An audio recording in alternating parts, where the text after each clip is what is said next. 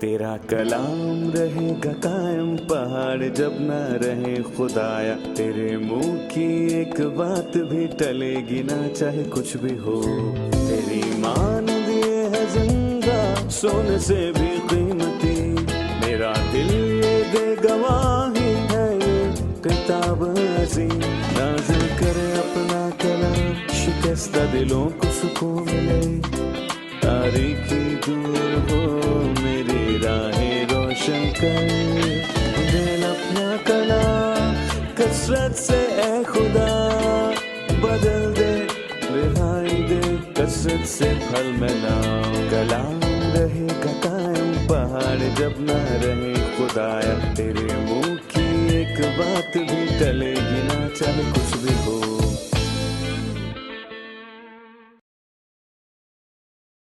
अजीज नाजरीन, मैं आपका और तमाम देखने वालों का बाइबली मुतालियाती प्रोग्राम की नई किस्त में खैर मकदम करता हूं। अभी हम नए अहदनामे के मुताले में दूसरे करंथियों के 11वें बाब पर पहुंच चुके हैं और हम इस खत का मुतालिया मुकम्मल करने वाले हैं और इस किताब का 11वां बाब, 12वां बाब और 13वां बाब अभी रहता है, लेकिन आज हम 11वें बाब पर बात करेंगे। अजीजों, अगर आप पहली बार इस मुताले में शामिल हुए हैं तो बाकी एक साथ हमारी वेबसाइट biblemutalaya.com पर देख सकते हैं। प्रोग्राम के बाकायदा आगाज से पहले मैं खुदा के खादमीन का खैर मकदम करूंगा। भाई मोइन बशीर खुशामदेद। बहुत शुक्रिया भाई इसाक खुशामदेद। बहुत शुक्रिया। और स्टूडियो में आए दीगर मेहमानों को भी खुशामदेद। भाई इसहाक, मैं सबसे पहले एकता 5 आयात पढ़ूंगा, उसके बाद आपसे सवाल पूछूंगा। काश तुम मेरी थोड़ी सी बेवकूफ़ी की बर्दाश्त कर सकते। हाँ, तुम मेरी बर्दाश्त करते तो हो। मुझे तुम्हारी बाबत खुदा की सी गैरत है, क्योंकि मैंने एक ही शौहर के साथ तुम्हारी निस्बत की है ताकि तुमको पाकदामन कंवारी की मानंद मसीह के पास हाजिर करूं।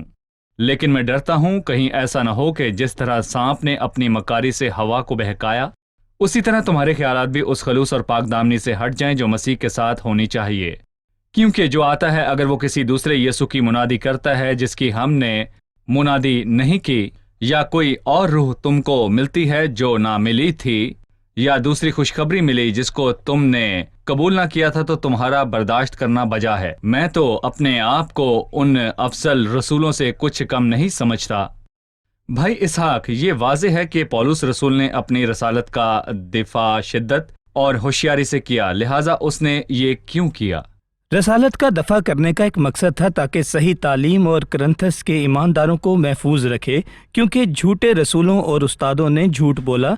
ये पौलुस के लिए ज़ाती मामला नहीं था, ना ही खादम या रसूल की हैसियत से उसकी इज्जत के बारे में था, बल्कि ये मामला था कि सही तालीम और सही कलाम की हिफाजत करे, जैसे उसने करंथस के लोगों को सिखाया था, ताकि करंथस के भाइयों की हिफाजत करे, यहाँ तक कि वो खुद को सालसी समझता था जिसने भाइयों की निस्बत उस मसीह से करवाई जो हकीकी शोहर है, ताकि पाक दामन कवारी की मानंद मसीह के पास हाजिर करे। उसे मंजूर नहीं था कि ये पाक दामन कवारी यानी करंथस के भाइयों का हाल उन झूठे उस्तादों की वजह से बिगड़ जाए, इसलिए उसने वल्हाना अंदाज में रसालत का दावा किया।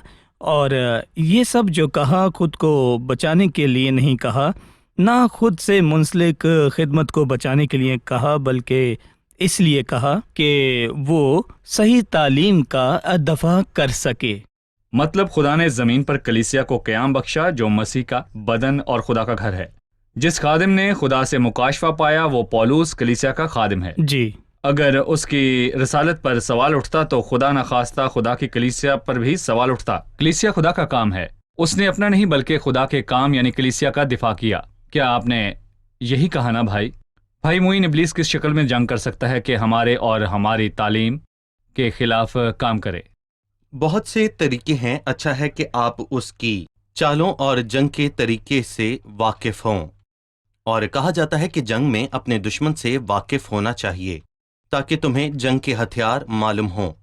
सो उसने मुख्तलिफ शक्लें ली। शुरुआत में कलीसिया के क़याम के वक्त शैतान बब्बर शेर की तरह दाखिल हुआ और उसने कलीसिया को सताया, और उसे लगा कि इससे कलीसिया तबाह बर्बाद हो जाएगी, लेकिन इसके बरक्स हुआ यूं कि कलीसिया मुश्किलात के दिनों में ज्यादा से ज्यादा बढ़ी, और रोमी सल्तनत के दिनों में। और रोमी सल्तनत के बारे में मैं कहूँगा کہ رومی سلطنت پوری دنیا پر تھی۔ سال 315 عیسوی میں مسیحت پوری دنیا میں پھیل گئی تھی، اور جب شیطان کو پتہ چلا تو اس نے شیر ببر بننا چھوڑ دیا، اور اس کے بعد وہ سانپ کی طرح کلیسیا میں داخل ہوا، اور اس نے باہر کی بجائے اندر سے حملہ کیا۔ اور اس نے کلیسیا میں داخل ہونے کے لیے کس کا استعمال کیا؟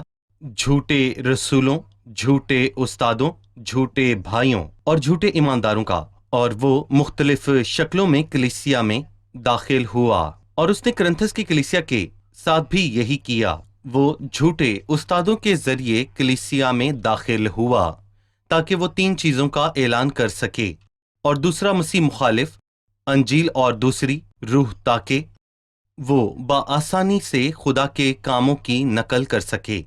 اور میں کہوں گا کہ یسوع نے اس کی منادی تو کی، لیکن میں بتاتا جاؤں کہ اس کی منادی میں مسیح کی وہ خصوصیات موجود نہیں جو کلام میں درج ہیں اور جن کی منادی پالوس رسول نے کی، یعنی کہ آپ مسیح کے کردار پر بنی ہوئی فلمیں دیکھیں، اس میں اس کی مکمل پاکیزگی کو لے لیا گیا ہے، کیونکہ ایک اداکار اپنی اداکاری کرتا ہے اور ایسا لگتا ہے کہ جیسے مسیح نے کوئی گناہ کیا ہو، اور شیطان نے مسیح کو جدائی اور مردوں میں سے جی اٹھنے کے بعد اس کے جلالی بدن کے خلاف لڑائی کی۔ یہ مسیحت اور مسیحی ایمان کی بنیادی چیزیں ہیں۔ اگر یہ ٹھیک نہ ہو تو مسیحی بھی ڈگمگائیں گے۔ آپ نے 2 خطرناک ہتھیاروں کا بتایا، شیر ببر اور سانپ۔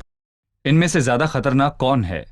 میرا خیال ہے کہ شیر زیادہ نمایاں ہے، اور میں ایک شیر کے خلاف ہتھیار استعمال کر سکتا ہوں، پر شیطان اپنی مکاری سے دھوکہ دیتا ہے۔ بھائی مجھے یاد ہے 2 سال پہلے عرب ممالک میں مسیحیوں پر حملہ ہوا، ان کے گھروں اور گرجا گھروں کو جلا دیا گیا، تو کلیسیا اور ساری جماعتیں جو تھیں وہ ابلیس کے خلاف کھڑی ہو گئیں، اور کلیسیا نے پورے دل سے دعا کی، لیکن جب معاملات حل ہو گئے تو کلیسیوں نے ایک دوسرے کو ہی نقصان پہنچایا۔ آپ کیتھولک، آپ آرتھوڈکس اور آپ پروٹسٹنٹ ہیں، تو پھر کون زیادہ خطرناک ہے، شیر یا سانپ، یا جس پر ہم غور نہیں کرتے؟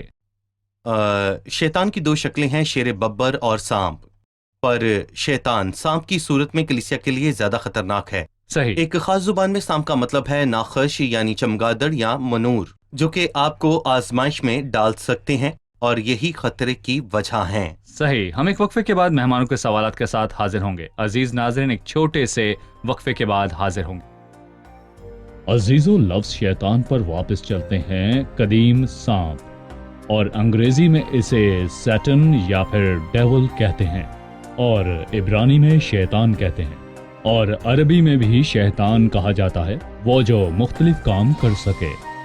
اسے یونانی میں دیابولس یعنی الزام لگانے والا کہا جاتا ہے۔ اس کے دوسرے نام بھی ہیں بال زبول یا بال یعنی دنیا کا حکمران، شیاطین کا حکمران، بھائیوں پر الزام لگانے والا، ہمارا دشمن، شیر ببر، سانپ، اس کے اور بھی بہت سے نام ہیں۔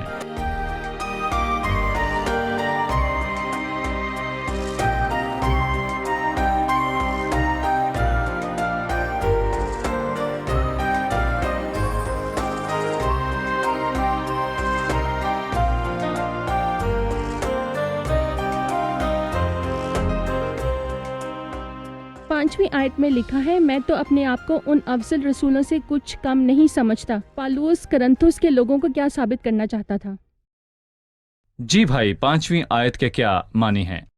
دراصل ان جھوٹے استادوں نے پالوس کی رسالت پر سوال اٹھایا تو پالوس نے کہا، میں تو اپنے آپ کو ان افضل رسولوں سے کچھ کم نہیں سمجھتا۔ انہوں نے اس کا موازنہ باقی رسولوں سے کیا تھا جو مسیح کی زمینی زندگی کے وقت اس کے ساتھ تھے اور اس کے مصلوب ہونے اور مردوں میں سے جی اٹھنے کے گواہ بنے۔ وہ ان سے کمتر نہیں ہے۔ کیونکہ اس کا اپنا مشن زندہ اور جلالی مسیح سے ملا۔ یسوع دمشق کی راہ میں اس پر ظاہر ہوا۔ اعمال 9 باب میں اس کا ذکر ہے، اور اگر وہ اپنے آپ کو سب سے افضل رسول کہتے ہیں تو بھی غلط ہے، کیونکہ پالوس رسول ہی سچا رسول تھا، جبکہ ہم بعد میں دیکھیں گے کہ وہ چھوٹے رسول ہیں۔ ہم نے کہا کہ شیطان شیر ببر کی طرح آتا ہے۔ وہ زیادہ خطرناک تب ہوتا ہے جب سانپ کی طرح آئے۔ اس کی سب سے خطرناک صورت نورانی فرشتہ ہے، اور میں کہتا ہوں کہ ان جھوٹے رسولوں کی کوشش تھی کہ خود کو پالوس کے برابر بتائیں جو کہ ایک سچا رسول تھا۔ صحیح۔ بھائی معین، اب میں چھٹی آیت سے پڑھوں گا، اور اگر تقریر میں بے شعور ہوں تو علم کے اعتبار سے تو نہیں، بلکہ ہم نے اس کو ہر بات میں تمام آدمیوں پر تمہاری خاطر ظاہر کر دیا۔ کیا یہ مجھ سے خطا ہوئی کہ میں نے تمہیں خدا کی خوشخبری مفت پہنچا کر اپنے آپ کو پست کیا تاکہ تم بلند ہو جاؤ؟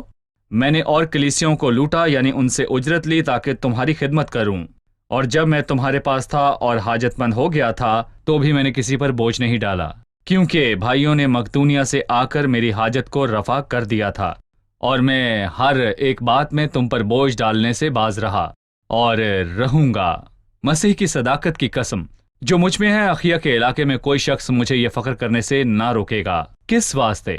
کیا اس واسطے کہ میں تم سے محبت نہیں رکھتا؟ اس کو خدا جانتا ہے، لیکن جو کرتا ہوں وہی کرتا رہوں گا، تاکہ موقع ڈھونڈنے والوں کو موقع نہ دوں، بلکہ جس بات پر وہ فخر کرتے ہیں اس میں ہم ہی جیسے نکلیں، کیونکہ ایسے لوگ جھوٹے رسول اور دغابازی سے کام کرنے والے ہیں، اور اپنے آپ کو مسیح کے رسولوں کے ہم شکل بنا لیتے ہیں۔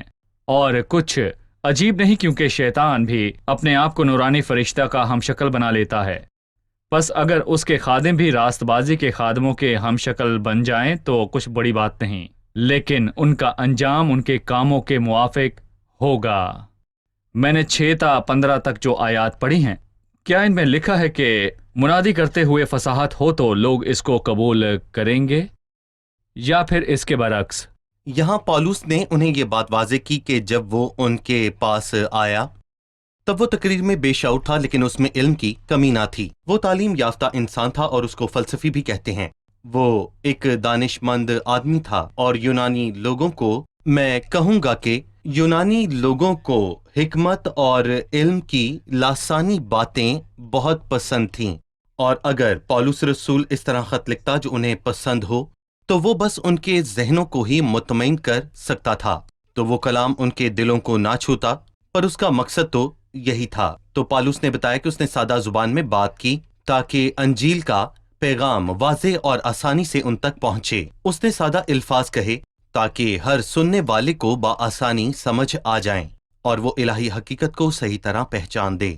کیا خادم فصیح اور اصطلاحی زبان اور ایسا لہجہ استعمال نہ کرے جو سننے والوں کے کانوں پر اثر کرے؟ کیا وہ فلسفے کی بات نہ کرے؟ کیا خادم جو ہے وہ اسٹیج پر اچھا دکھائی نہ دے؟ وہ دیکھنے میں تو بہت اچھا ہوگا، لیکن سننے والوں کے دلوں پر اس کا کوئی اثر نہیں ہوگا، اور اس طرح سے وہ بس کچھ ہی لوگوں کو مطمئن کرے گا۔ وہ ان کے سامنے اپنی بڑائی کرے گا، لیکن اس کا نتیجہ کیا ہوگا؟ لوگ اس کی بات اور اس کے انداز اور اسٹیج پر اس کی حرکت کو دیکھیں گے، اور سوال یہ ہے کہ کیا خدا کے کلام سے ان کے دل چاک ہوں گے؟ لیکن اس کے برعکس سادہ الفاظ سننے والوں تک بآسانی پہنچتے ہیں۔ ہم کس خوشخبری کی منادی کریں کہ روحیں بچ جائیں؟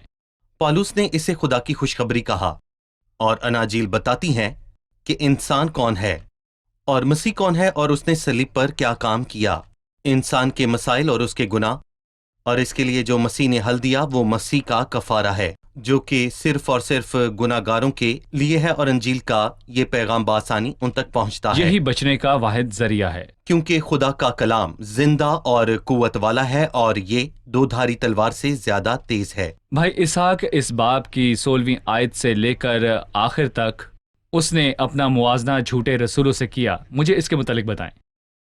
اس نے کہا، میں پھر کہتا ہوں کہ مجھے کوئی بے وقوف نہ سمجھے، ورنہ بے وقوف ہی سمجھ کر مجھے قبول کرو۔ اس کی نظر میں اس کا موازنہ ان کے ساتھ کرنا سراسر بے وقوفی ہے۔ وہ ایسا نہیں کرنا چاہتا، پر اس کو یہ کرنا پڑا۔ بھائی یاد، خداوند نے ابھی اس کی اجازت دی، اور روح القدس کا مقصد تھا کہ ہمیں 2 چیزیں واضح ہو جائیں: جھوٹے استادوں اور جھوٹے رسولوں سے خطرہ کہ وہ کلیسیا میں شامل ہوئے، یہ معاملہ جاری رہے گا۔ دوسری چیز، ہمیں پالوس رسول کی خدمت کے بارے میں وہ تفصیلات ملی جو ہم ہرگز نہ جانتے اگر یہ سب نہ ہوتا۔ اس نے کہا، جو کچھ میں کہتا ہوں وہ خداوند کے طور پر نہیں بلکہ گویا بے وقوفی سے اور اس جرأت سے کہتا ہوں جو فخر کرنے میں ہوتی ہے۔ جہاں اور بطیرے جسمانی طور پر فخر کرتے ہیں، میں بھی کروں گا، اس نے کرنتھس کے لوگوں سے سوال کرنا چاہا کہ ان رسولوں اور جھوٹے استادوں کی برداشت کیسے کرتے ہو، کیونکہ تم تو عقل مند ہو کر خوشی سے بے وقوفوں کی برداشت کرتے ہو۔ پالوس نے مفت خدمت کی، پر انہوں نے ان سے بہت کچھ لیا۔ جب کوئی تمہیں غلام بناتا ہے یا کھا جاتا ہے یا اپنے آپ کو بڑا بناتا ہے، پالوس نے عاجزی سے ان کی خدمت کی، یا تمہارے منہ پر تماچا مارتا ہے۔ میں نہیں جانتا اس کا مطلب حقیقت میں مارنے یا اخلاقانہ طور پر مارنے سے ہے یا دونوں۔ میرا یہ کہنا ذلت ہی کے طور پر صحیح کہ ہم کمزور سے تھے۔ وہ کیسے تھے؟ کیا وہی عبرانی ہے؟ میں بھی ہوں۔ کیا وہی اسرائیلی ہے؟ میں بھی ہوں۔ کیا وہی ابراہیم کی نسل سے ہے؟ میں بھی ہوں۔ کیا وہی مسیح کے خادم ہے؟ میرا یہ کہنا دیوانگی ہے۔ میں زیادہ تر ہوں۔ پھر وہ حصہ آتا ہے جس میں ہمیں پالوس رسول کی خدمت کی تفصیل بیان کی گئی ہے۔ محنتوں میں زیادہ، قید میں زیادہ، کوڑے کھانے میں حد سے زیادہ، بارہا موت کے خطروں میں رہا ہوں۔ وہ بہت بار موت کے منہ میں گیا۔ میں نے یہودیوں سے 5 بار ایک کم 40 کوڑے کھائے، 3 بار بینت لگے، 1 بار سنگسار کیا گیا، 3 مرتبہ جہاز ٹوٹنے کی بلا میں پڑا، 1 رات دن سمندر میں کاٹا۔ میں بارہا سفر میں رہا، دریاؤں کے خطروں میں، ڈاکوؤں کے خطروں میں۔ ناظرین، باقی کا حصہ بائبل مقدس سے ضرور پڑھیں۔ کسی کی خدمت یا کسی سچے خادم کو دوسروں سے کمتر کہنا درست نہیں ہے، حالانکہ اس نے اپنی خدمت میں کئی مشکلات کا سامنا کیا۔ اس نے بیداری، فاقے اور روز کی مشکلاتیں اٹھائیں۔ اسے سب کلیسیاؤں کی فکر تھی۔ خداوند کے لیے 7:24 کم کیا، 100% اس نے صحیح، دیا۔ تو پولس اس دور کا شخص ہے جسے خداوند نے بنیاد بنانے کے دور میں استعمال کیا۔ ان لوگوں میں ایسا اور کون تھا؟ کوئی نہیں۔ بھائی آپ کچھ کہیں گے؟ اس برتن کو خدا نے شکل دی اور تیار کیا تاکہ اپنے کام پر بھیجے۔ جی، الہی تشکیل۔ یہاں ہم ایک وقفہ لیں گے اور پھر مہمانوں کے سوالات کے ساتھ حاضر ہوں گے۔ ناظرین، ہم وقفے کے بعد دوبارہ حاضر ہوں گے، ہمارے ساتھ رہیے۔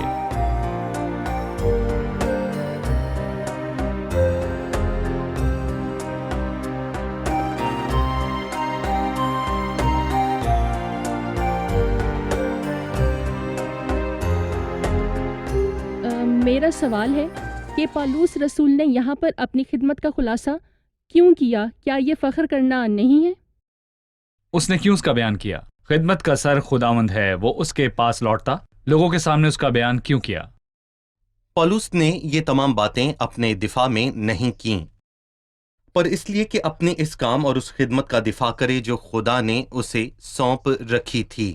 اور اگر وہ یہ سب کچھ اپنے لیے کرتا جیسے دوسروں نے کیا، تو وہ اتنی تکلیفیں اور مشکلات برداشت نہ کرتا جن کی فہرست اس نے دی۔ وہ یہ سب برداشت نہ کرتا اور وہ ایسی جگہ جاتا جہاں پر دکھ نہ ہو اور وہاں پر صرف اس کی بڑھائی ہو۔ لیکن پالوس نے یہ ثابت کیا کہ اس کی خدمت خدا کی طرف سے ہے اور یہ پیغام روح القدس کی طرف سے ہے، اور اس نے یہ تمام دکھ مسیح کی خاطر اٹھائے ہیں۔ بالکل صحیح۔ کسی کا کوئی سوال ہے؟ جی۔ میرا ایک سوال ہے، پالوس نے عام زبان میں کلیسیا سے بات کی، جیسا بھائی معین نے کہا، خادم کو یہ پرواہ نہ ہو کہ وہ اچھا دکھائی دے جبکہ ایک خلا رہ جائے۔ اسے ان کے ذہنوں کو مطمئن نہیں کرنا۔ بالکل، پر اب میں ایسے لوگوں سے بات کر رہی ہوں جنہیں فلسفہ پسند ہے، تو ان کی زبان میں بات کرنا غلط نہیں تاکہ ان تک یہ کلام بآسانی پہنچ جائے، جیسے سنڈے اسکول میں بچوں کو تصویریں دکھاتے ہیں تاکہ ان کو پیغام کی سمجھ آ سکے۔ جی بالکل غلط ہے؟ صحیح۔ بھائی اسحاق، اچھا سوال ہے۔ میں فلسفے کا استعمال کیوں نہ کروں تاکہ فلسفے کا شوق رکھنے والے لوگوں کے دل اور ذہن پر اثر ہو؟ پالوس رسول نے رومیو کے خط میں ایسا کیا، اس نے دفاع میں فلسفانہ طریقے کا استعمال کیا۔ یہ اچھا سوال ہے کیونکہ اس نے ہماری کہی ہوئی بات کی وضاحت ہوتی ہے۔ ہم روحانی خدمت میں انسانی قابلیت پر تکیہ نہیں کرتے۔ مثلاً فساد کے معاملہ میں شاید کوئی ایسا خادم ہو جس کو کوئی مخصوص زبان نہ آتی ہو، یعنی اگر وہ عربی بولتا ہے پر اس کو عام زبان نہیں آتی اور روح القدس پر تکیہ کرتا ہے تو کوئی مسئلہ نہیں۔ پھر کیا مسئلہ ہے؟ بھائی موہن کہنا چاہتے ہیں کہ جب خادم کسی خاص حالیہ یا خاص طریقہ پر انحصار کرے اور یوں اس کے ذریعہ مسیح ظاہر نہ ہو بلکہ وہ خود ظاہر ہو تو ٹھیک نہیں۔ ان کی کہی بات اور ہماری بات میں تضاد نہیں ہے، اور کوشش کریں کہ کسی کو اس کی زبان میں آپ بیان کریں۔ پالوس رسول کہتا ہے کہ جیسے کہ میں یہودیوں کے لیے ایک یہودی بنا ہوں، اور ہمیں چاہیے کہ ہم ایک سچے خادم کی طرح اپنی خدمت سر انجام دیں۔ جیسے پالوس نے کہا کہ میں یہودیوں کے لیے یہودی بنا، ہم دکھاوا نہ کریں بلکہ ان کی سوچ تک پہنچیں۔ صحیح، صرف فلسفے کا سہارا لینے سے خدا کے زندہ اور قدرت والے کلام کی تاثیر کم ہو جاتی ہے۔ بھائی اسحاق، مجھے یاد ہے کہ ایک بار میں نے ایک کہانی پڑھی، اس تقریب میں ہزاروں لوگ شامل ہوئے، ایک کالج کا نوجوان کھڑا ہوا اور اس نے بڑی فراعنی سے 23 زبور کو پڑھا، سب لوگوں نے اس کی تعریف کی۔ پھر اس کے بعد ایک بزرگ آدمی نے اسے بہت ہی آہستہ آہستہ پڑھا، پڑھتے ہوئے وہ ہر لفظ پر آبدیدہ ہو گیا اور وہاں موجود سب لوگ بھی اس کے ساتھ رو پڑے۔ تو کسی نے کہا کہ نوجوان نے زبور پڑھا پر بزرگ اس چرواہے کو جانتا تھا۔ جی، اس نے کہا کہ وہ چرواہے کو جانتا تھا۔ تو جب ہم تجربے سے بات کریں تو لوگ اس سے متاثر ہوتے ہیں۔ متاثر، جی، کسی کا کوئی سوال ہے؟ پالوس کا 8ویں آیت سے کیا مطلب ہے؟ میں نے اور کلیسیاؤں کو لوٹا، یعنی ان سے اجرت لی تاکہ تمہاری خدمت کروں۔ جی بھائی، اس آیت کی وضاحت کیجیے۔ جب پولس نے کرنتھس میں خدمت کی تو جھوٹے رسولوں نے اس پر یہ الزام بھی لگایا کہ وہ رسول نہیں، اور اس کا ثبوت یہ تھا کہ اس نے ان سے ہدیہ بھی نہیں لیا تھا، کیونکہ کچھ خادموں کو وہ ہدیے سے منسلک کرتے ہیں، اور دوسری طرف کچھ لوگوں نے یہ کہا کہ اس کا مقصد دینا نہیں بلکہ اس کا مقصد لینا تھا، اور اس پر دونوں طرف سے حملہ ہوا۔ اور اس نے بتایا کہ جب اس نے ان کی خدمت کی، حالانکہ ان کو اس کی ضرورت پوری کرنی چاہیے، پر میں کہوں گا کہ انہوں نے ایسا بالکل نہیں کیا، بلکہ دوسری کلیسیاؤں نے اس کی حاجت رفع کی تاکہ وہ ان پر بوجھ نہ بنے اور الزام لگانے والوں کی باتیں بند ہوں۔ بہت اچھی گفتگو رہی، خدا آپ کو برکت دے۔ آج کے پروگرام سے آپ نے کیا سیکھا؟ ہوشیار رہیں، کیونکہ ہمارا دشمن اتنا سادہ نہیں، وہ سانپ کی طرح یا شیر ببر کی شکل میں یا نورانی فرشتے کی شکل میں آتا ہے، پر سانپ کی چالاکی اور اس کی چالیں سب سے زیادہ خطرناک ہیں، اس لیے ہوشیار رہیں۔ صحیح، جی آپ؟ ہم روحانی طور پر چوکنا ہوں، کیونکہ شیطان نورانی فرشتہ کا ہم شکل بن جاتا ہے کہ بہت سے لوگوں کو دھوکہ دے اور خدا کے بندہ جیسا ظاہر ہو۔ جی صحیح، خداوند آپ کو برکت دے۔ خادمین کا بھی شکریہ۔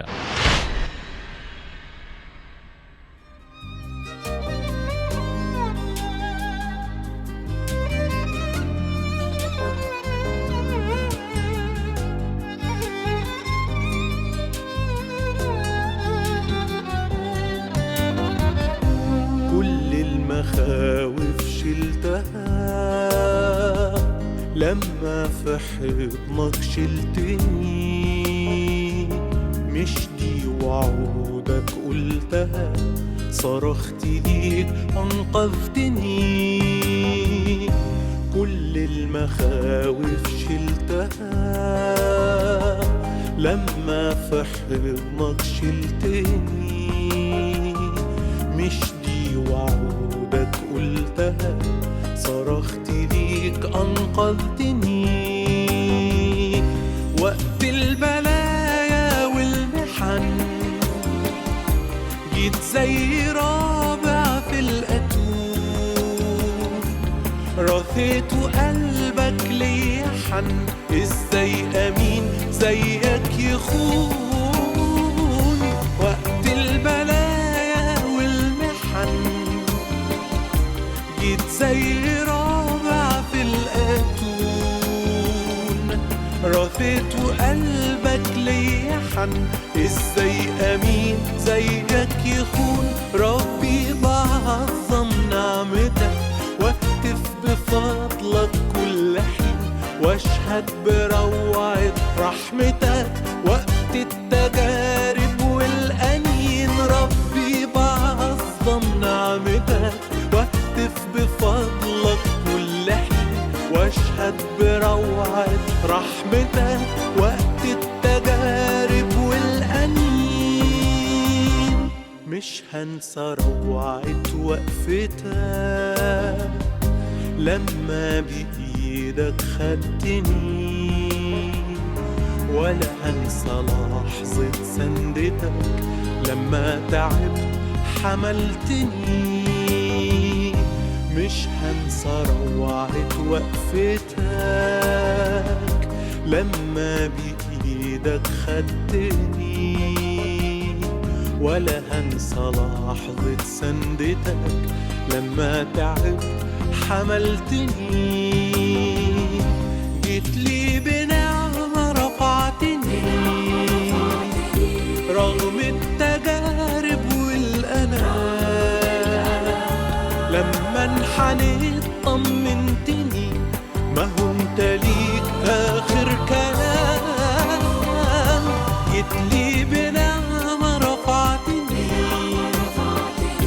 رغم التجارب والآلام، لما انحنيت طمنتني ما هو انت ليك آخر كلام، ربي بعظم نعمتك واهتف بفضلك كل حين واشهد بروعة رحمتك وقت التجارب والأنين، ربي بعظم نعمتك واهتف بفضلك كل حين واشهد بروعة رحمتك وقت التجارب والأنين.